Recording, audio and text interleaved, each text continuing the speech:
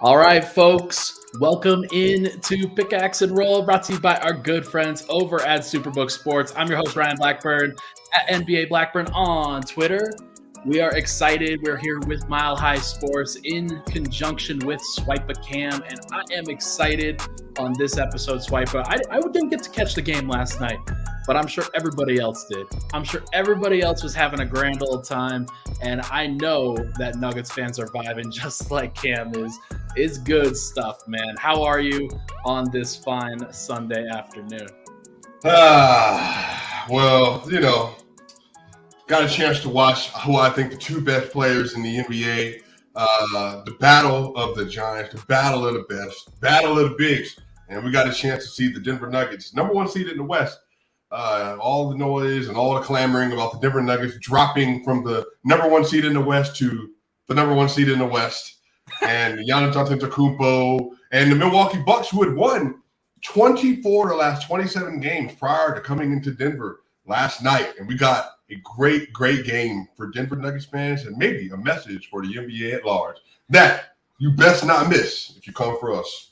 There was a lot of talk, man. There's a lot of talk over the course of this last week about, the Western Conference is mid. All the Eastern Conference teams are way better.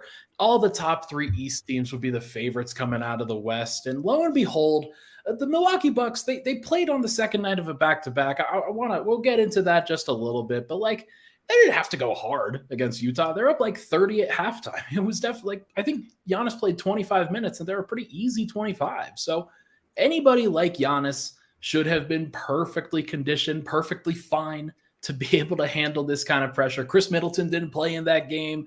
There are a lot of guys that you should have been able, they should have been able to get it done or at least keep it close heading into that fourth quarter. And Denver just ran away with it because that's just what Denver does at home, man. So we're going to recap this week now. Obviously, we're going to focus much more strongly on the Milwaukee Bucks game and how Denver crushed them, and it was a lot of fun. Before this, though, Denver only played one game at the beginning of this week. It was the Washington Wizards game on Wednesday. They had 2 days off before that game on Monday, Tuesday. Played on Wednesday on the final game of a five-game road trip. Did pretty well, had a big, massive third quarter from that starting unit, then had another couple of days off, had a practice day on Friday, and you could get the sense that Denver was really rearing up to try to go hard on this Saturday game. And lo and behold, they do it. They absolutely show up in a big, big way. Swipa, what stands out from this week, man? Well, I think one of the things is that this is the second straight game where the Nuggets turned into the 2016-17 Golden State Warriors in the third quarter. Ooh. And what do I mean by that? So versus the Wizards, the Nuggets, it was 55-57 at half. By the time the third quarter ended, it was 94-73. 94-73. And then after that, the Nuggets, they kept on rolling, and then you get into the Bucks game. And the Milwaukee Bucks, they were up 66-63. And next thing you know, the Nuggets go on a 34-19 run in the third quarter. And I think we started to see signs of this. You let me know. I think the Detroit game, towards the end of the game, that fourth quarter, you kind of started seeing the Nuggets turn on the gas just a little bit. They started to create some separation. And then in the Brooklyn Nets game, you saw them picking it up. Jamal Murray comes out, great first quarter. The team starts playing well. Jokic has a good game. Porter's everywhere. And they start pulling away a little bit. And then the Wizard game happened. Kristaps Porzingis is looking like prime Kevin Durant in 2014 with OKC, making all these mid-range shots. And then they put on this crazy performance in the second half. And then you get to this game. I think that the Denver Nuggets were lulling the NBA to sleep to some degree. And I say that because they were 2-5 over a 7-game stretch. And over that stretch, do you know what the narrative was, Ryan Blackburn? Sure, you know what it was. Of course I know what the narrative was, Swipa. You lock into it. They were frauds. They can't actually play defense. They're not committed to playing defense. They're getting too comfortable with their status at the top of the West. Jokic isn't that player because he's never played a lick of defense in the NBA. And all of a sudden, he's no longer favored for MVP because of a 7-game stretch. So then they come out and said, bet, we're going to win 3 straight games, and then we're going to absolutely demolish Giannis, Chris Middleton, and Drew Holiday, and Brook Lopez in the number 1 defense in the NBA and give you 129 points? Come on, man. Come on, man. Come on, man. I mean, it is so funny to hear a lot of the noise, to hear a lot of the discussion where Denver had been riding high. They off of that Memphis win back in 3 weeks ago now or so. Yeah. Like they were cruising at that point. There were no issues. Everybody was like, okay, so I guess the Nuggets are just gonna be the far and away best team in the West. And then they going through a little bit of a lull. You definitely see a lot of the noise. And oh man, LeBron James coming back today on Sunday. LeBron James, there's just a lot of noise about, oh man, Lakers fans, they can't keep themselves quiet. They can't keep themselves from saying anything about like, oh, if you meet the 1-8 matchup and it's the Lakers and the Nuggets, oh, they're going to show up. Now LeBron's back and they lose by 20. Like, what are we doing? What are we doing, man? All of these other teams, they go through these ups and downs, and they are perpetual ups and downs. When the Nuggets go through an up and a down, they're going to get back up. They're going to get back up on that high horse because that's the kind of team that they are. That's the kind of team that they have been the entire season. And anytime that you ask them to show something at home, they show it. They've passed every test, every single one. They have not lost to a good team at home in a long time. Like it's just, they lost to Dallas at one point. They lost to Chicago at one point, who I guess we were talking about before this, is actually they're fine, they're good, they can show up, but like those weren't serious games. And anytime that Denver has gotten up for a serious game, they've delivered, and everybody has delivered that, especially Jokic, especially Jamal Murray too. Yeah, and I think that's one of the things that if you're a casual NBA fan, which apparently you can cover the game and be one of those, so we'll stay out of that weed, but I think a lot of people sometimes get lost in this idea that, Ryan, if you have a 7-game lead over first, I don't think that it's necessarily like, okay. I'm not saying it's okay. I'm just telling you what it is. 7-game lead for the first seed, and you got to go against the Raptors in another conference. All right. Spurs, who are tanking. All right. Bulls, who are in another conference. All right. And then you got to play against these other teams. That has nothing to do with you. They have nothing to do with what we're trying to achieve. None of these teams are a barometer of our success because we're not going to see them in the finals. And if you're in the Western Conference, the Spurs, we're not going to see you. You're not playing in the playoffs. So I think a lot of this, if you contextualize what happened, you're like, man, you don't love that it happened, but you can see why it happened. And then all the narratives that were created about it. And Ryan, this is what I think for me the thing is, and then we can get into the Bucks game, if you want. I think the thing is people have been looking for a reason to discount the Nuggets the entire season. People have been looking for a reason to discount Joker the entire season. And all that I think is what actually happened is that people finally had ammunition for their preconceived notion they had about the team and about Jokic. And once they were able to be substantiated by some bad losses to some poor teams, that's what fed the groundswell of the narrative, even in the MVP conversation, but really with the Nuggets as a whole. Does that sound like I'm even in the same ballpark? No, I think you're probably right there. I think there's no doubt that all of this it's kind of feeding on itself, where Denver, they're always the recipient of discussion like this, and they never can get out in front of it because they never get the benefit of the doubt in these conversations. Where if you're a national team or a glamour market, then you're always going to get the benefit of the doubt. But the Nuggets just haven't done it yet, and I think a lot of people are waiting on them, and a lot of people are not going to give them the benefit of the doubt, especially after the way that the playoffs ended last year, where you saw I think Steph and Clay and Jordan Poole kind of clowning on Denver at various points in that series. And I'm not saying that, but I think a lot of people do say that. I think a lot of people. Question again, brother. We watch basketball like both of us. Did you see Joel Embiid? Great game, 46 points. Great shooting performance. Did you see Joel Embiid trying to stay in front of Steph Curry and Klay Thompson and Jordan Poole? It's pretty hard. So that's why it's so funny. It's like, wait, so Jokic with none of the regular rotation players outside of Aaron Gordon that are there this year had to play in a playoff series versus these dudes who won the championship, by the way. And everybody's like, well, he's a defensive liability. Whoop-de-whoop. Embiid just had like a 120 offensive rating with him on the court versus the 76ers the other day against the Warriors, who are a mid-team this year. So this is what I mean. Jordan Poole went off, Clay went off, Steph went off, and they sure were attacking the rim off pick and roll. But again, it's just like when people see the Nuggets, it's like they can't be as good as the numbers say they are. They can't be as good as they look right now because, as you said, they're not a legacy franchise. And Jokic, he's the worst MVP in 35 years. It's hilarious, man. Like I laugh at it because I watch. We see what we're seeing. We understand what's going on with this team. We understand what's going on with this dude, and he's been unbelievable. And now I guess we should really talk about this Bucks game, and let's focus in on this matchup right here. I didn't get to watch the game last night. I tried to consume as much content as I could while enjoying a bachelor party, is what I will say. We had a good time. We had a good time.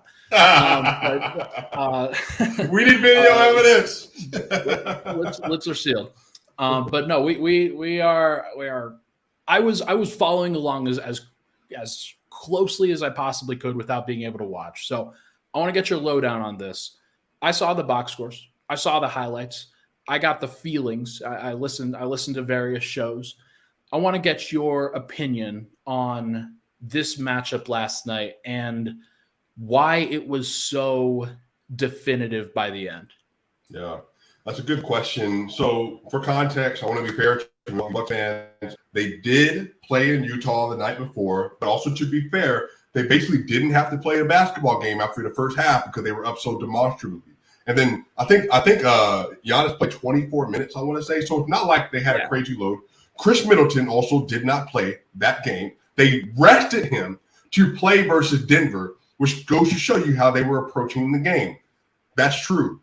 So then they get into the game, and I remember listening to some of the NBA TV breakdown that, well, Nuggets, you gotta really measure yourself this game because if you give up 38 points and have a bad defensive performance versus the Bucks at home, you're gonna get clowned out. So what happens? They scored 38 points in the first quarter, Ryan. But you know what happened? The Denver Nuggets scored 37 points in the first quarter. And you also know what happened? Jamal Murray was taking it to Drew Holiday, Javon Carter, Pat Connaughton, Grayson Allen, Brook Lopez and drop, Giannis and drop, Bobby Portis.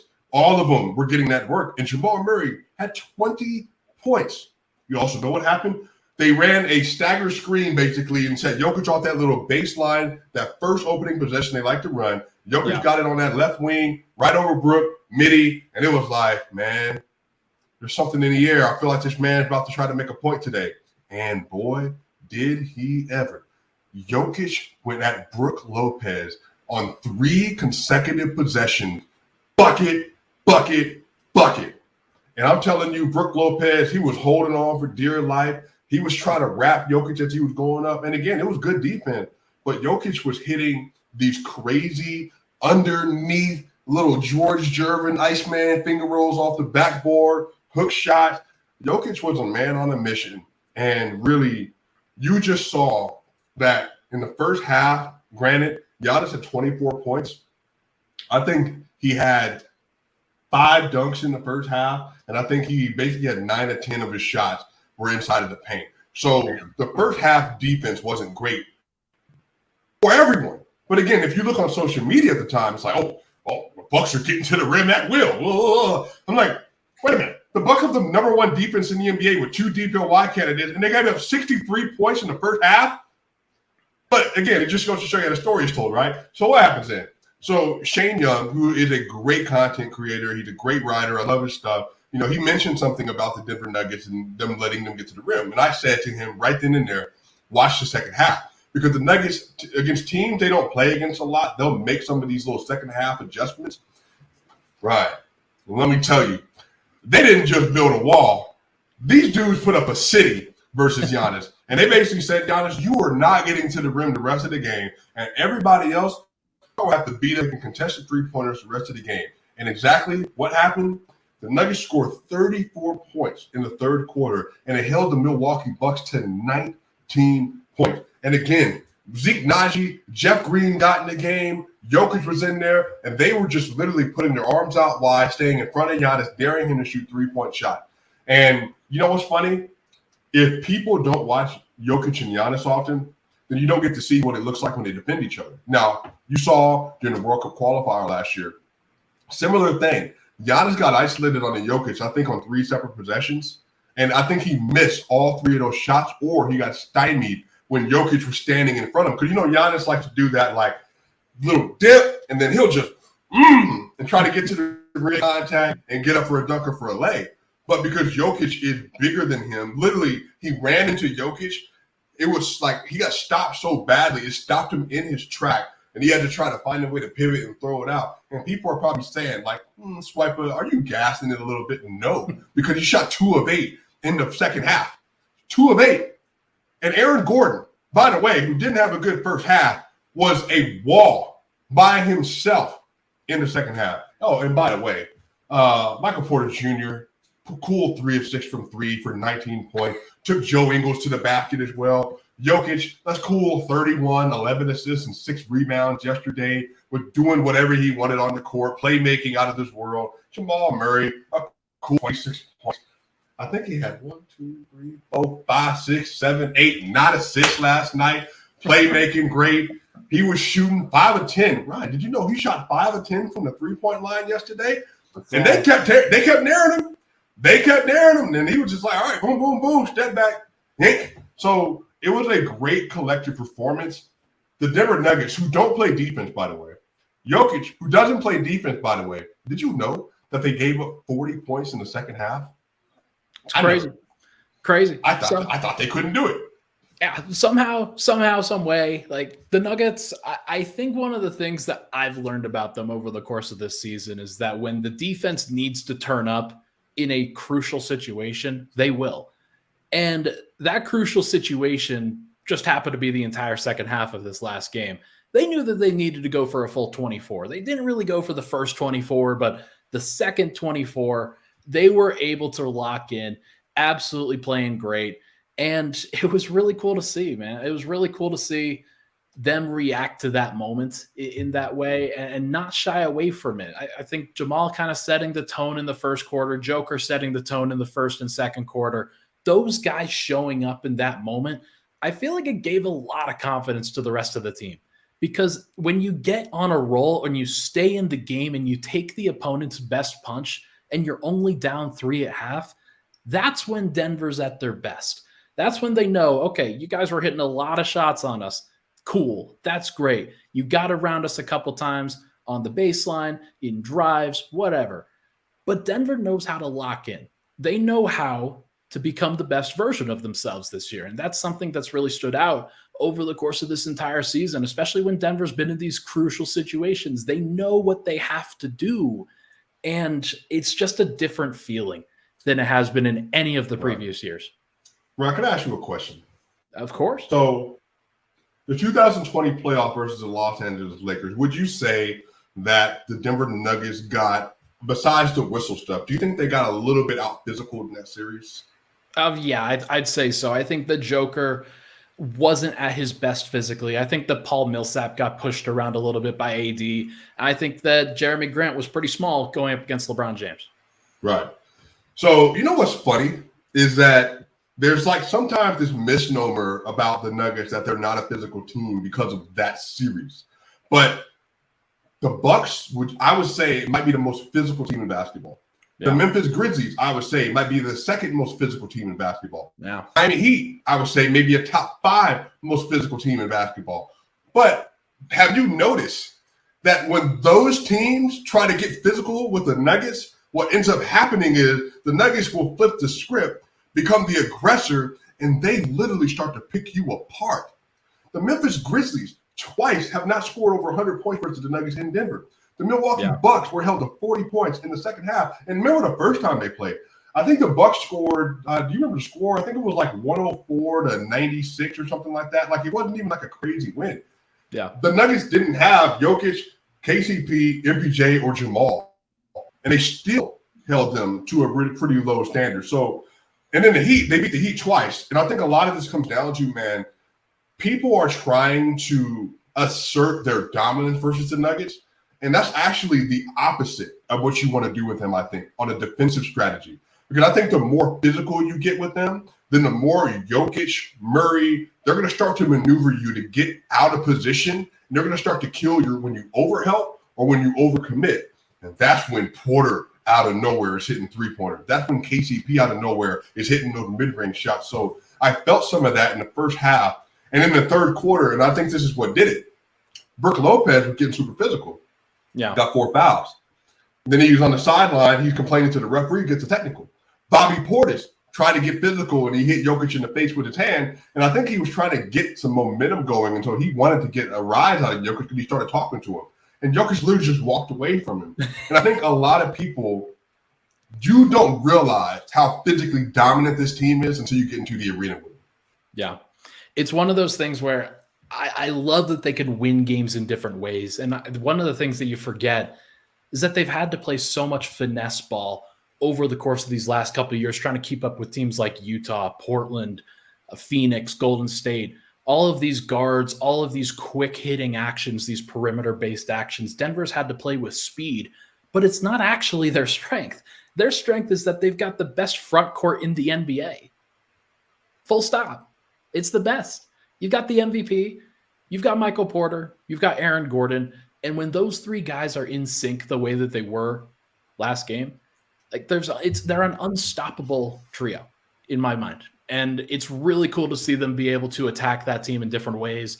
I think that front court in particular is the reason why Denver should be favored in a matchup against the Bucks, which is a crazy thing to say. That's an insane thing to say, but it's also the truth.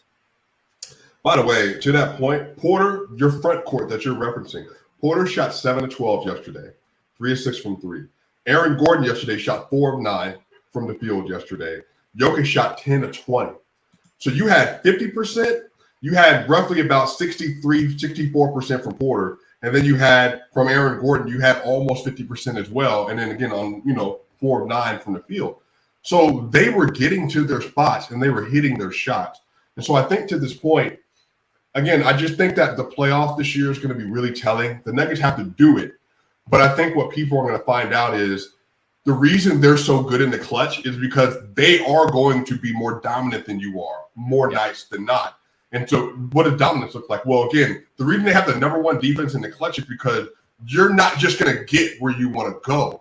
And because we're going to try to funnel you to the spot we want you to get to. And Jokic, as he did versus the Wizards and as he did yesterday, when he starts playing serious pick and roll defense, for instance, man, it's a different feeling and it's a different vibe when they start to lock in. So Ryan, when that third quarter happened yesterday, man, I'm just sitting here looking like, dude, this team has a higher ceiling than I think it's ever had because they are more willing to commit to playing elite level defense than they've ever been. I love it. They've got the guys, they've got the talent, they've got the mentality. It's great. It's going to be a lot of fun. And it's funny, we're going to talk about their ceiling, but in kind of a different frame in the next segment where we talk about parity across the entire NBA. So it should be a lot of fun. Folks, we'll be right back on Pickaxe and Roll. But first, I want to tell you about our friends over at Superbook. You don't need to find a pot of gold to strike it rich this March as we're wrapping up March here relatively soon. Instead, win money on your tournament wagers with Superbook Sports. Superbook features the best team of odds makers in the business, so they're the safe bet when it comes to sports gambling. You have a direct line to their experienced staff behind the counter in Las Vegas. They also have one of the most extensive betting menus around, so no matter what you want to wager on come tournament time, Superbook is sure to have it. Download the Superbook Sports app and start winning today. Visit superbook.com for terms and conditions. Gambling problem, call 1-800-522-4700. We'll be right back on Weekends with Swipa.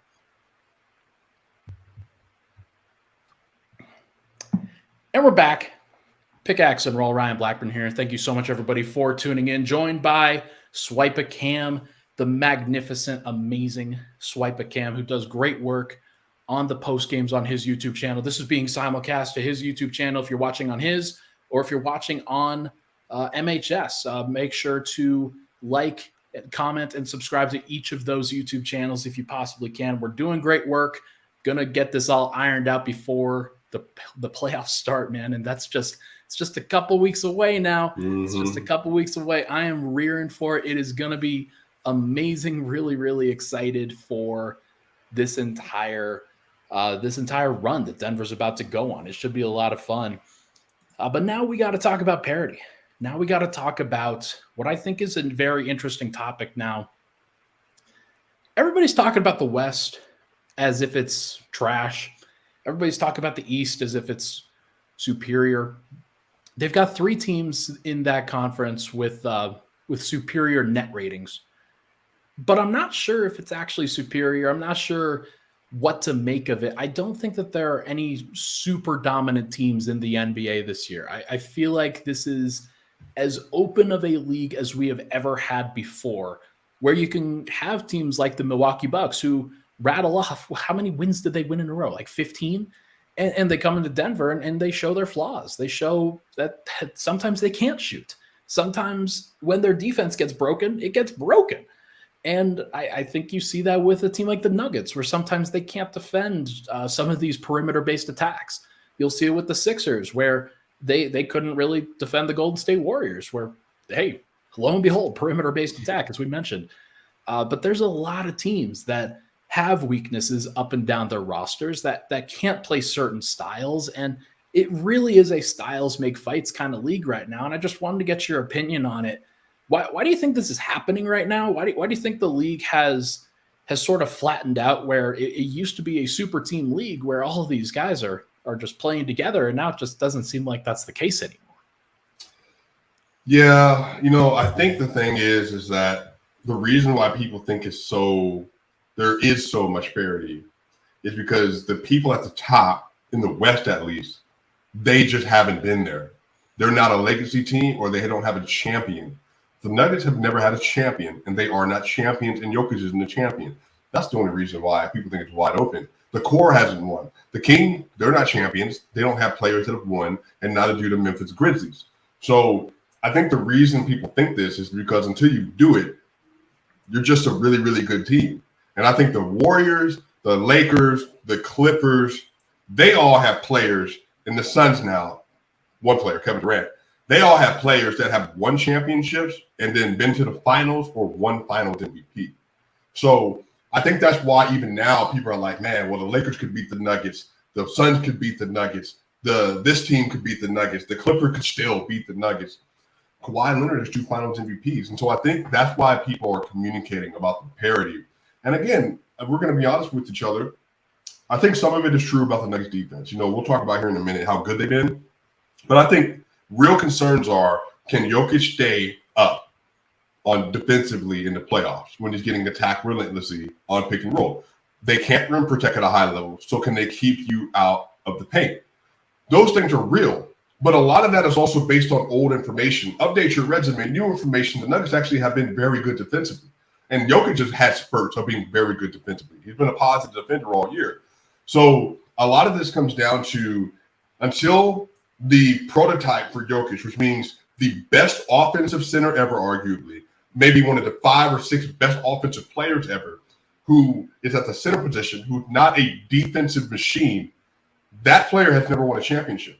So until the prototype is proven to be true, I think people will continue to say that it's wide open, because until the 2-time, maybe 3-time MVP wins a ring, then there's no reason to shut the door of hope for some of these other franchises.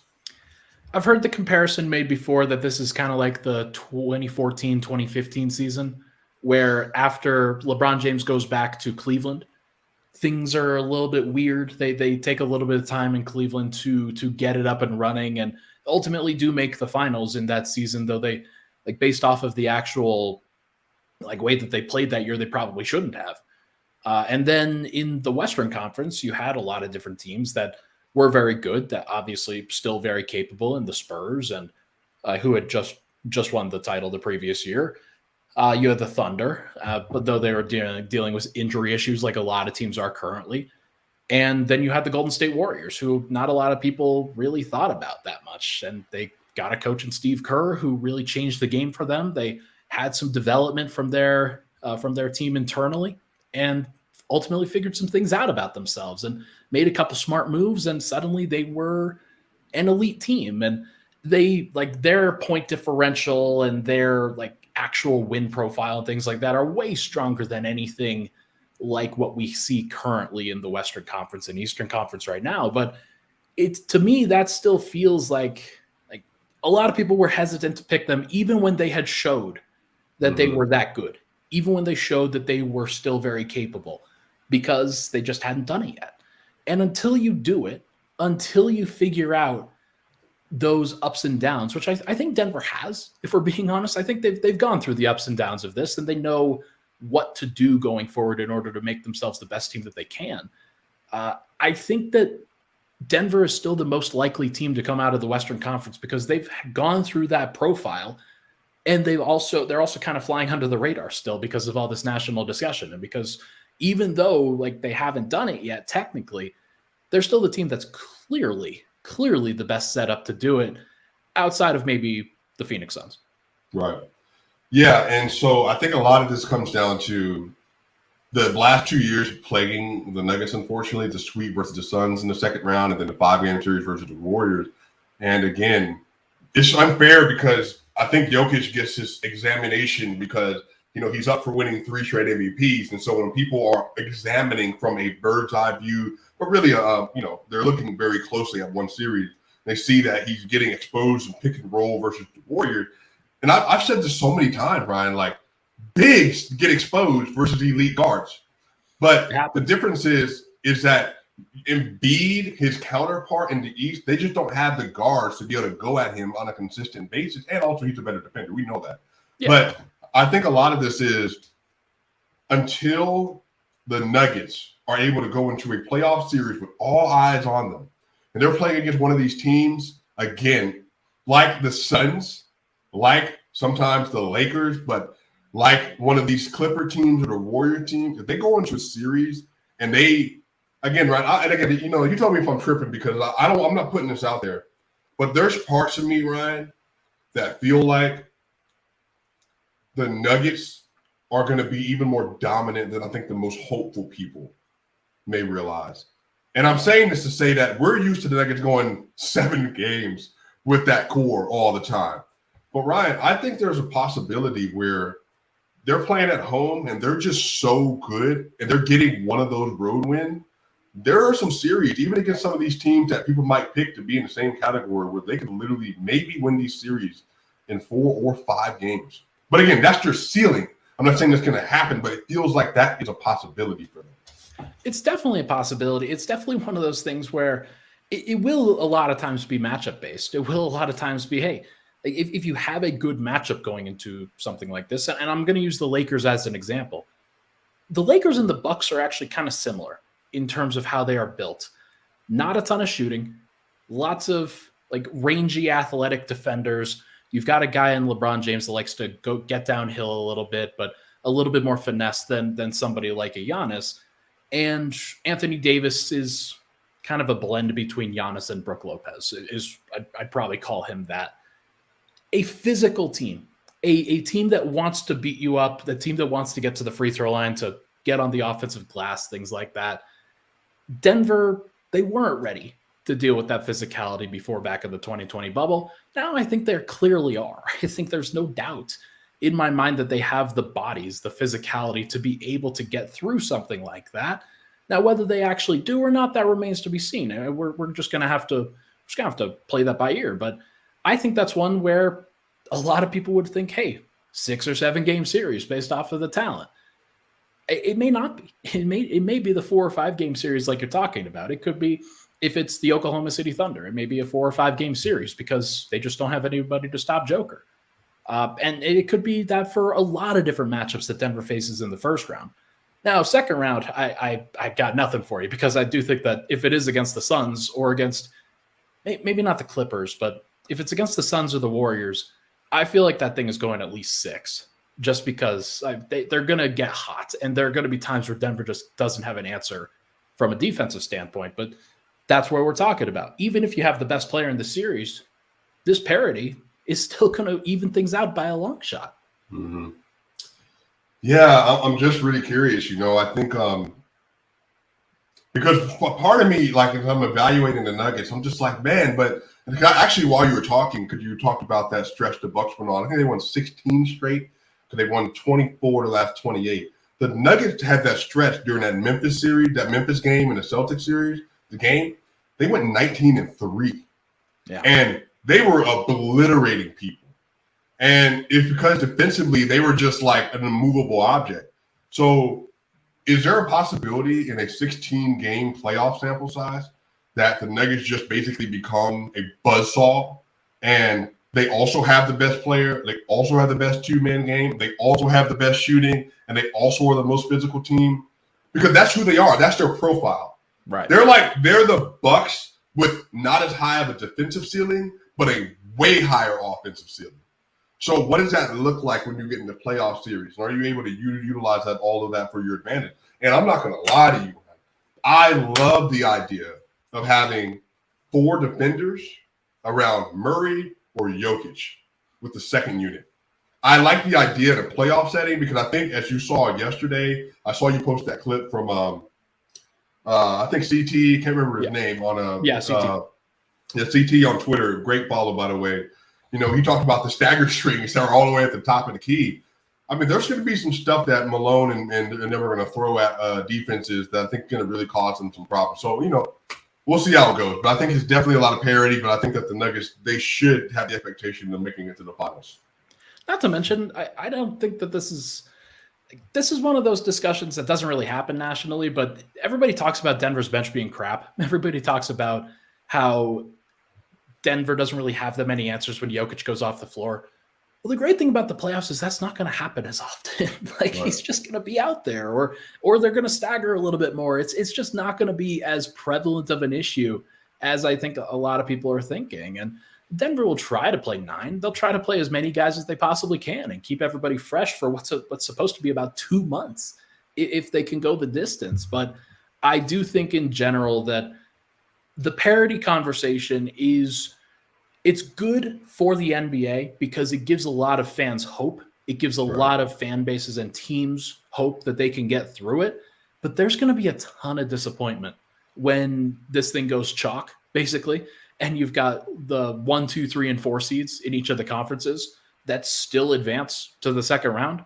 And then all these teams that are in the 5, 6, 7, 8, like the Lakers, if they make it there, like the Warriors or the Clippers or a team like that, they're going to be like, what the hell? We thought that we could do this. We thought that the Kings and the Grizzlies were just going to roll over, that the Nuggets were just going to roll over because they're not on our level. That's not how it works.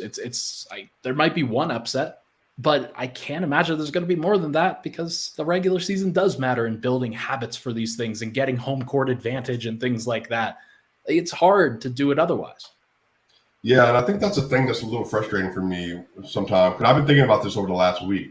I'm like, why can't the Kings win a playoff series? Because everybody's just assuming that they would lose in the first round. Now, they don't play defense at all, but they're also the best offense of all time, as a unit at least. So for me, it's like, you're telling me that it's a team that's played connected, and they've been like the healthiest team in the West. And De'Aaron Fox obviously has a little tweak right now. Hopefully he's back soon. But they've been playing connected all year. They've been good all year. They've been very, very dominant in many phases of the year. And they're just supposed to, like, roll over just because you said so. Like, that just doesn't make any sense to me, So I'm just like, I just think that people need to give them and the Memphis Grizzlies more of a chance. Now, Nuggets, we already know what time it is, man. People just don't like Jokic. So they just whatever.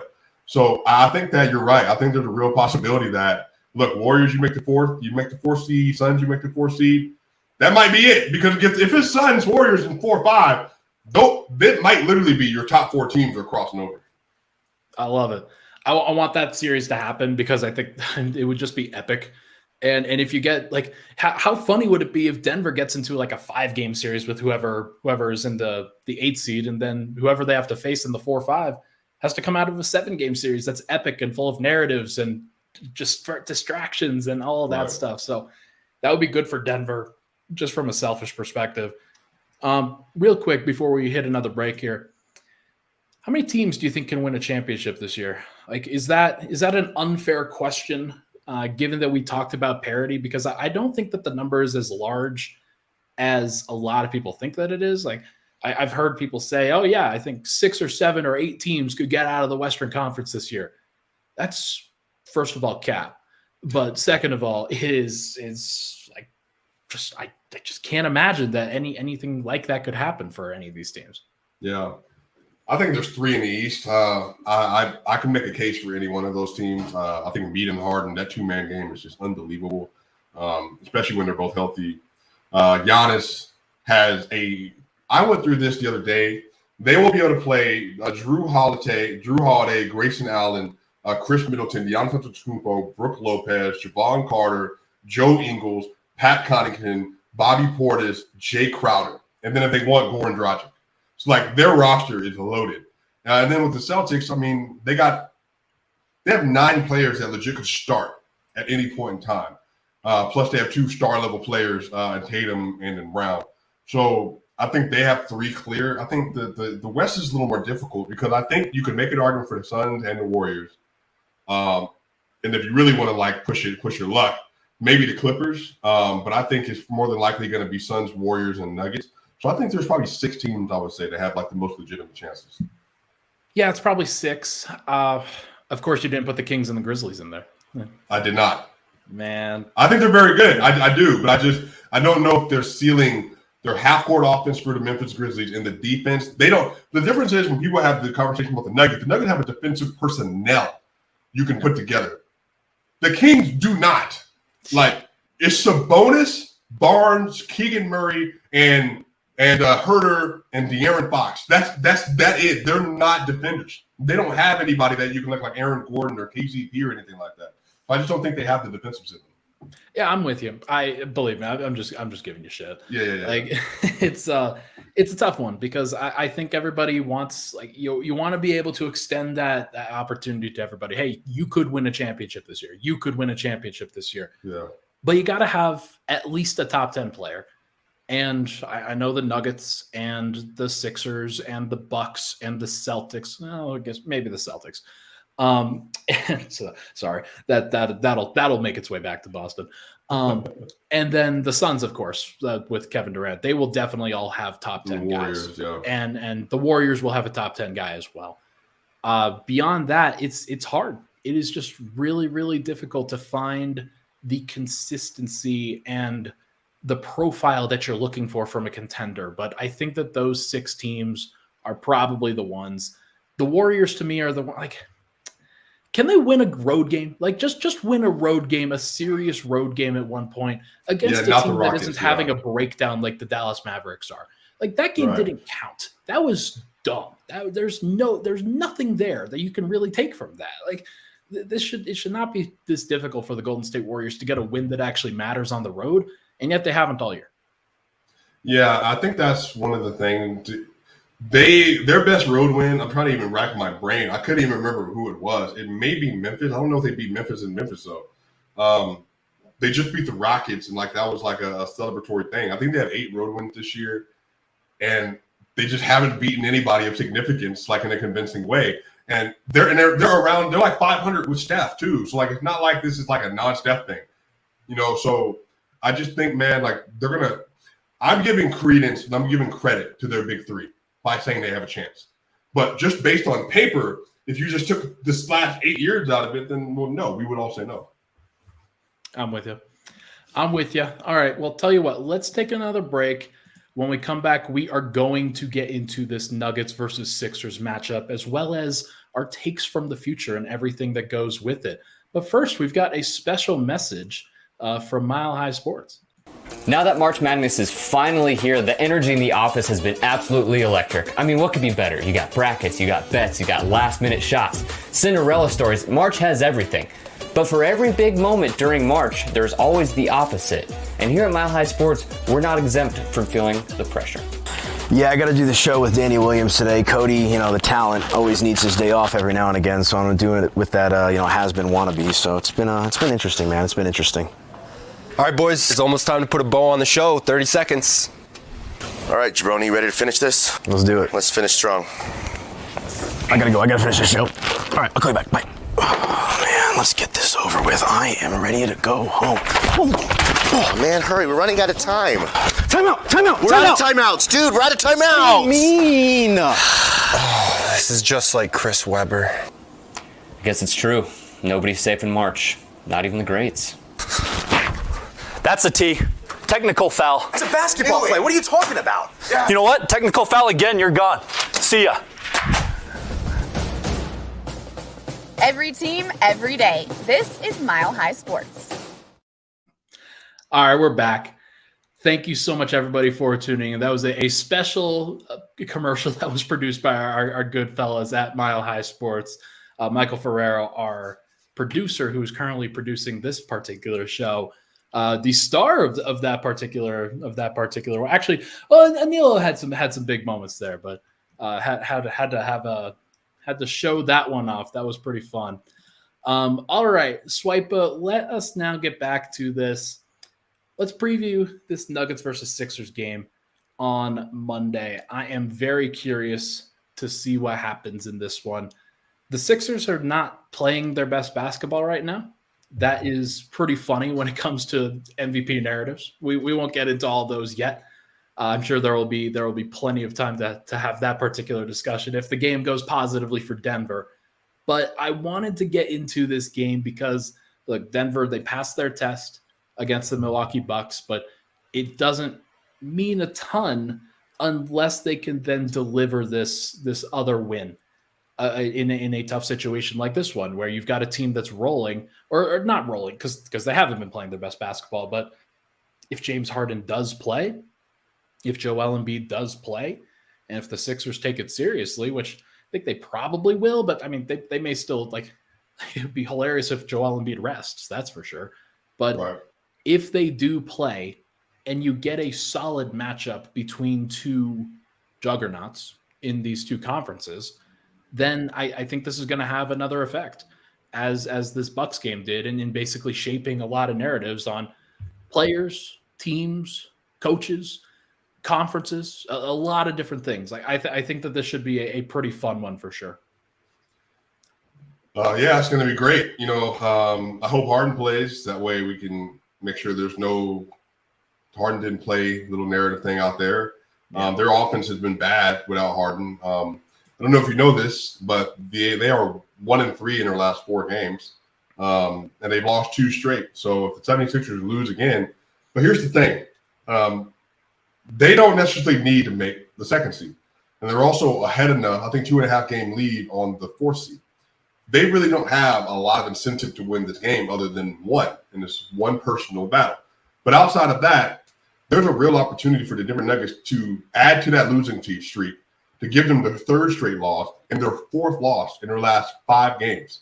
And if that happens, we will then be back at the same situation the Denver Nuggets were in 2 weeks ago, except the Sixers will have lost to the Bulls playoff team, the Warriors playoff team, the Suns playoff team, the Nuggets playoff teams, all the last 5 games.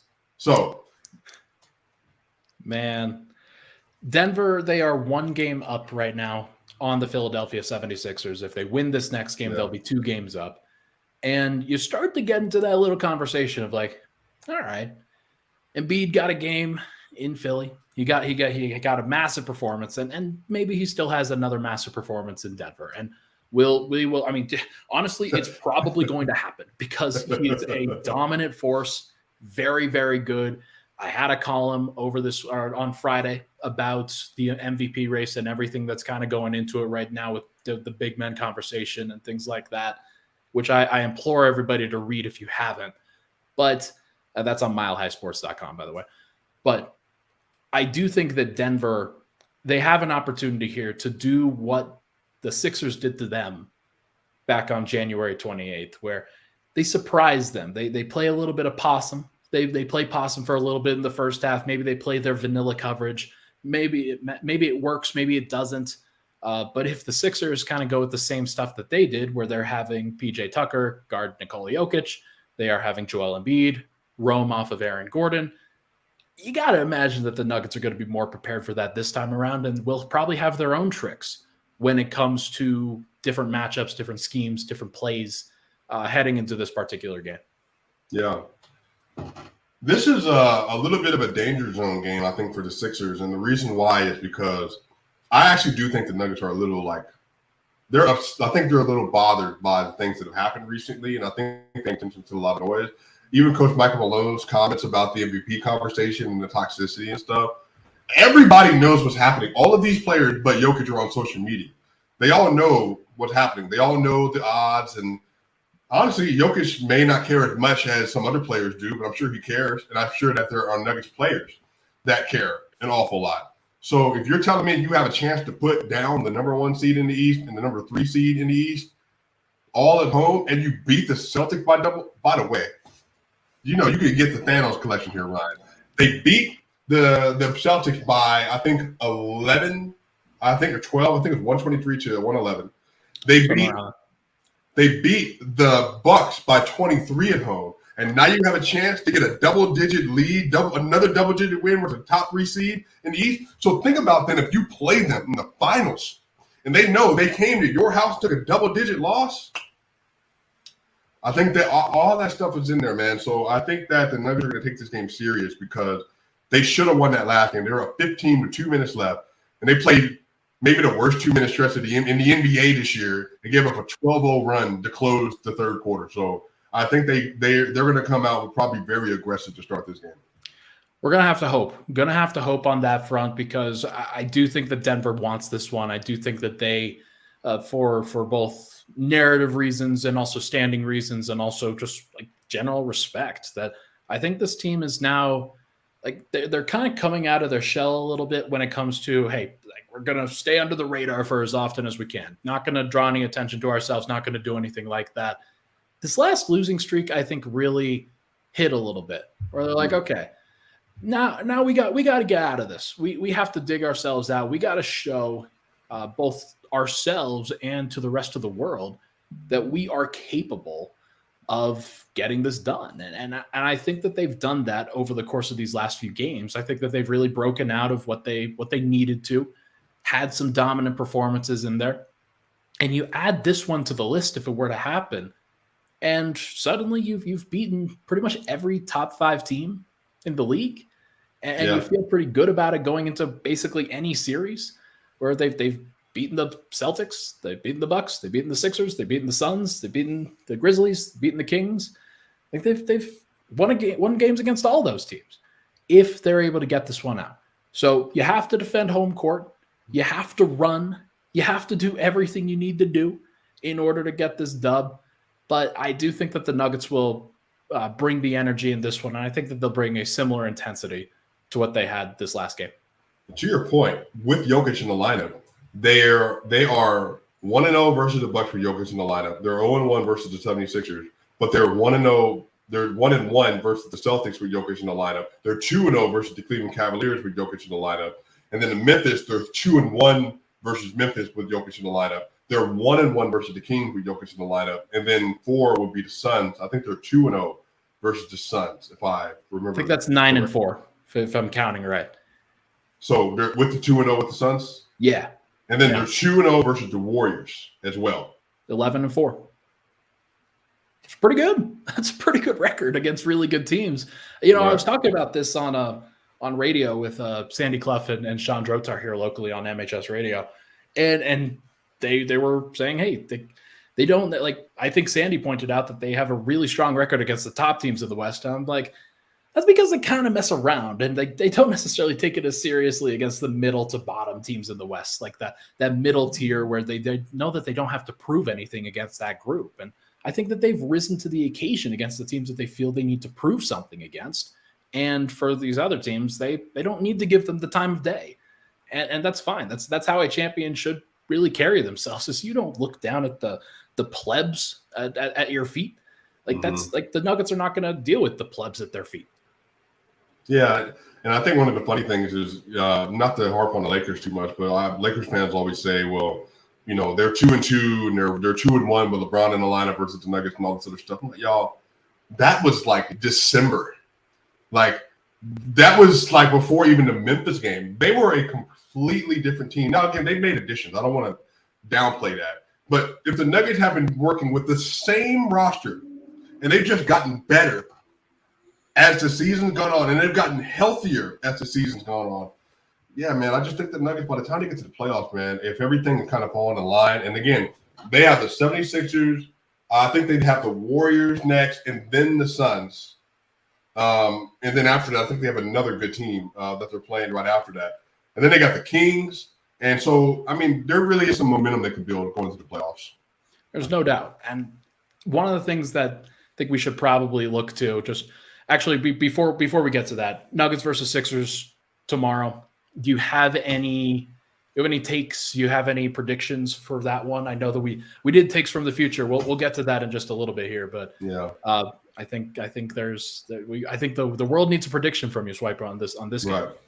Yeah, I think that the level of aggression you saw from Jokic versus Giannis, I think you're going to see that again. I don't know what it is, but that's switched.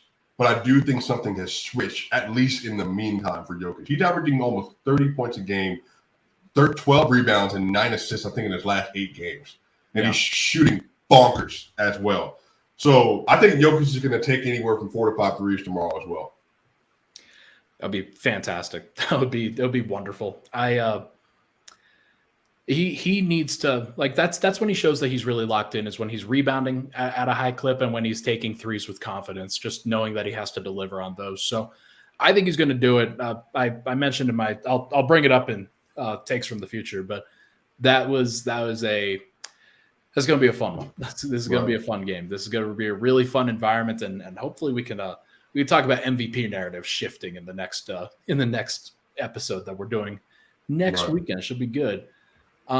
Real quick before we get to takes from the future, rest of the week is it's not simple for Denver. They did get through this last game, but over the course of these next couple games, they've got on Thursday, after this Monday game against the Sixers, they've got a Thursday game against the Pelicans. Then they travel to Phoenix on a back-to-back for Friday. And then Sunday, they'll be playing the Warriors, I think on NBA TV again that evening. So we'll have to adjust our schedule a little bit to make that work. But it should be a lot of fun. It should be very interesting to see how Denver kind of matches up with a whole bunch of teams that want to get into the playoffs. The Pelicans might be struggling right now, but they want to get there. They are still doing their best to be able to get there. And they've given Denver some matchup issues in the past. So any of those games stand out as ones that you're really paying attention to outside of the field? Yeah, I knew they had 5 straight national TV games, but I did not realize that the Pelicans and Suns are back-to-back. Yeah. So that's really interesting. That's a 10 p.m. back-to-back and a 10:30 p.m. back-to-back. It looks like Eastern time. Ugly. It's a gross one. That's crazy. So they're going to play at 10 in Denver, and they play in Phoenix. So that's going to be a 9:30 back-to-back, I think.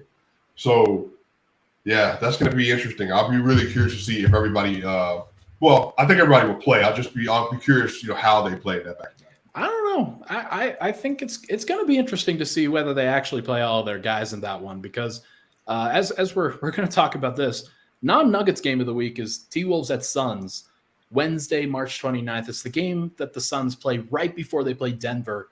And the reason why I picked that game is because Kevin Durant's going to come back for this one. So it's going to be interesting to see what they look like and how they are trying to play together, develop that chemistry. And I think if you're Denver, you've got a second night of a back-to-back against Phoenix. Why are you playing Murray? Why are you playing Jokic in that game? Like, if you win this game against the Sixers, if you win the game against the Pelicans, your magic number is going down for the 1 seed. Like, you're still going to clinch. It's not going to be an issue if you rest this game. But it wouldn't surprise me if they just kind of tank that game. Like, I wouldn't be surprised at all if they decide to rest some folks as a result of kind of Kevin Durant coming back. You don't want to give anybody any information. Like, the Suns have to prove stuff to you. You do not have to prove anything to the Suns, just based off of how the season has gone. Yeah, I think if they win the next couple of games, I think they will be likely to. They could do that, but if they don't or if they split, I'm a little iffy how comfortable they'll feel. They got a 3.5 game lead for first right now, so maybe if it shrinks down to 3 or 2.5, but if they win and stacks up to 4.5, then yeah, I could for sure see that. So magic number is 5 with 8 games left to go. that means that basically if the Grizzlies, who are currently the team that's pushing that magic number, if they lose 2 games out of their remaining, I think they've got 8 or 9, then Denver just has to win 3 more games to clinch the 1 seed. They could do that this week. They could accomplish that all in this week, where you play the Sixers, you play the Pelicans, you play the Suns. And you're probably throwing that game if I'm not mistaken, but then you're playing the Warriors on that Sunday game. And that's one where I think you probably still have to prove some things there, but I don't know. Like they're probably not going to go all out for that one either. Like you don't want to give them any extra reps of. I mean, actually, that's not true. Like I honestly think that those 2 teams are very intimately familiar with each other at this point. Like you know what you're going to get in that matchup now. Yeah, facts. Yeah, you know exactly what you're going to get. So yeah, I'm really curious to see how they handle this week. But Ryan, my question for you, based on all this stuff, I brought it up on Twitter. I talked to you about it before the show. The last 48 games, Ryan, the Denver Nuggets have the 5th ranked offense in the NBA and have the 6th ranked defense in the NBA. 48 games. Do you think that is a sustainable number for the Nuggets going forward? 48 of 66 games, I believe. It's a crazy number. It really is. Like that's an underappreciated number for Denver, where you've gone through the ups and downs. You've had times where you've totally stepped off the gas. Even this last 3-week stretch where you lose 4 in a row, don't necessarily play any defense in half of those games, and you're still 6th. You're still finding ways, and there are still games where you can lock in against these top teams and shut down a team like the Bucks in the second half, the Grizzlies in the second half. Really lock in on your home court, and I think that that's probably where I draw the line. Is like Denver's defense at home is going to be great. I think that when they need to lock in at home, they can do that. The real question is whether they can do it on the road, which I think the home road splits are pretty telling for Denver so far this year. And they still have some stuff to figure out. And they can defend on the road, but I think Jamal said it at one point that it's just harder to do it when you don't have the crowd behind you kind of motivating you and kicking you in gear a little bit. So, and also some of the communication stuff is a little bit different. So I wouldn't be surprised if Denver, like in their home games in the playoffs where they can really lock in, but their offense is probably going to have to carry them on the road. That would be my guess. What's their best road win, road defensive performance of the year so far? Because I can only think about maybe the Heat, maybe Cleveland. Cleveland was one. The Clippers game without Jokic, where they really locked in on that one, and like Zeke Naji really stepped up in that game. Yeah, he got dunked on twice. I remember that. Yeah, like that was a good one, but it was without Jokic, so like it's kind of hard to take that one as super seriously. But other than that, it really has been the offense that has carried the day on the road, and I can't really think of that many crazy defensive performances. Right. Okay. Yeah. So I think that's a really salient point, and I can understand that, and I think that's actually really good that maybe if your offense is going to get the level where you think it should be in the playoff, then that's still going to be very hard to beat for the other team at home. Yeah. So we'll see. We will see whether they can kind of lock in on the road at various points, but they've got opportunities, and then they had some over the course of this road trip. It didn't necessarily go great from a defensive perspective, but they had times where, against Washington, they really locked in, but it's without Bradley Beal and Kyle Kuzma. Like I can't, it's hard for me to really take that one that seriously. Right. So we'll see. We will have to see, but let's now go to takes from the future. Do you remember what your take from the future was last week? Other than what's yours? Well, mine was Jokic, and it kind of included the Philly game as well. So we're still TBD on this one, but I said that Jokic would go for like 60, 35, and 20 over the course of those two games, and he has 30 and 11 on the assists now, points and assists, but he only has 6 rebounds. So I'm looking for that 29 spot on the rebounds to be right. Could you imagine 29, and 9? I mean, if anybody could do it, man. Like if that were to happen, but also like that means Embiid would have to be playing on PJ Tucker, like just rebounding, and they're clanking shots. I think, which I don't have a problem with either. I think that would be a smart thing. They would have to be clanking for sure. I definitely could see something like that happening, but we'll see. My future prediction is I think this week, I think they're going to go. I think they're kind of gearing up. I think they're going to go 3-1 this week. Okay. And like there's a lot of opportunities to lose games this week. Like this Philly game is going to be tough. The Pelicans game is going to be a struggle, and it's going to be the easiest game of the week, but it's going to be a struggle. Yeah. And then you've got the Suns back to back, which if they did win that game and like Kevin Durant and everybody played, then that would be pretty cool. Like that, I'd love to see that. And then obviously you've got the Warriors too. So it's a good prediction. Which of those games do you think is going to be the L? It could be the Suns. But Ryan, wait a minute. I have a question. When's the last time the Nuggets beat Kevin Durant? Because they lost. Remember, they were up 20 2020, 2021. They were up 20 twice and lost both of those games. Oh yeah, the Brooklyn game was pretty ugly. Did they have Aaron in any of those games?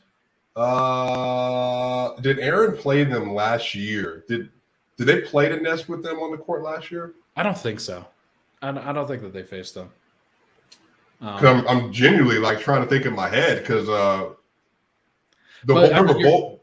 points stands started. Like, yeah. They've really struggled with KD. Like that, right. That dude is really, really good. And honestly, like when you have Joker playing a drop most of the time, when you've got KD, like it's pull ups at mid range for days. So they're gonna have to be aggressive with it. They're gonna have to try to figure it out.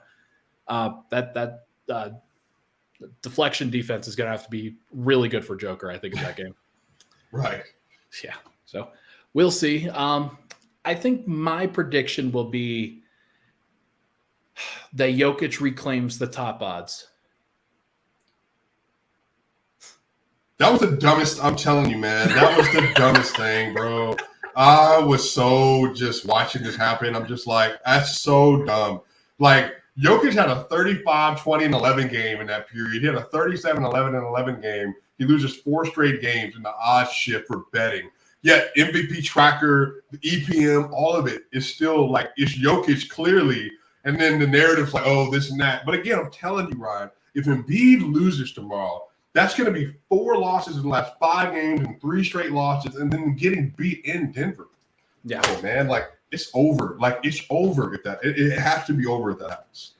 Well, at that point, like one of the games that I could have picked for this particular exercise for the non-MVP or for the non-Nuggets game was that Sixers-Bucks matchup that's going to happen. Ooh, that's going to be crazy. They play the Celtics too. Yes, there's going to be a lot, but that's on Sunday night. It's on Sunday night, April 2nd. Same time, basically, that the Nuggets are on against the Warriors. So I know Nuggets fans are probably going to be more paying attention to that one. But look, if Giannis and the Bucks go off in that game and they defend home court really well, and Embiid doesn't necessarily have the best game, then I mean, my God, it's going to be the narratives are going to be crazy. Yeah, I mean, the 76ers, to their credit, they have a really difficult schedule. And again, I think to be fair to Sixers fans, what frustrates them, this happened last year in March. Remember, they lost to the Nuggets. Jokic had 22-9 in Philly. Embiid had 34-9. They lost. And then Embiid lost to Giannis, and Giannis blocked him at the rim. 2 games. Now, Jokic was already leading, but that basically slammed the door after that happened because those were late March games. So if you get another late March loss to Jokic and another one to Giannis, yeah, bro, I don't know what to tell you. Those guys, oh man. I mean, well, here's the thing: like when your schedule's really hard at the end of the season, it means that it was easy at the beginning of the season. It means that you had other opportunities where you didn't have to play these tough stretches, where you got to take advantage of all the home games. And if you didn't take advantage of them enough, then that's on you. Like that's just on you for messing around a little bit.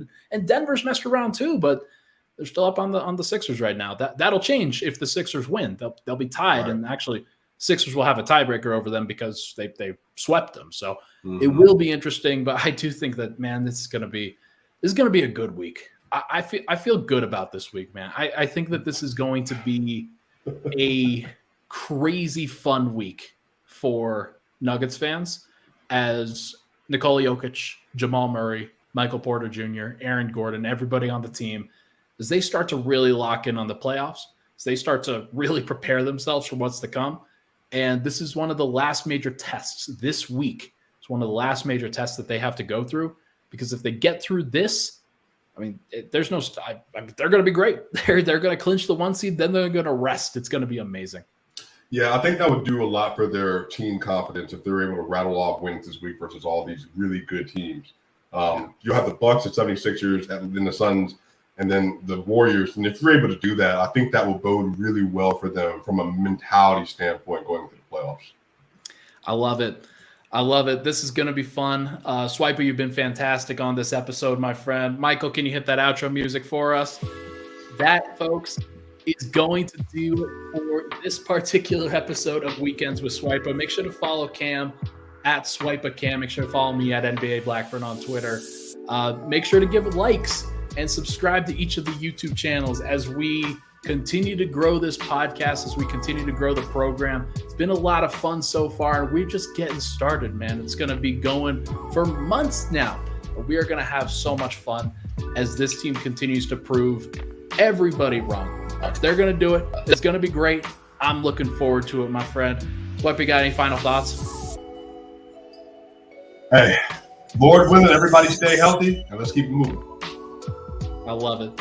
Everybody hit that like button on the way out. We'll see you guys.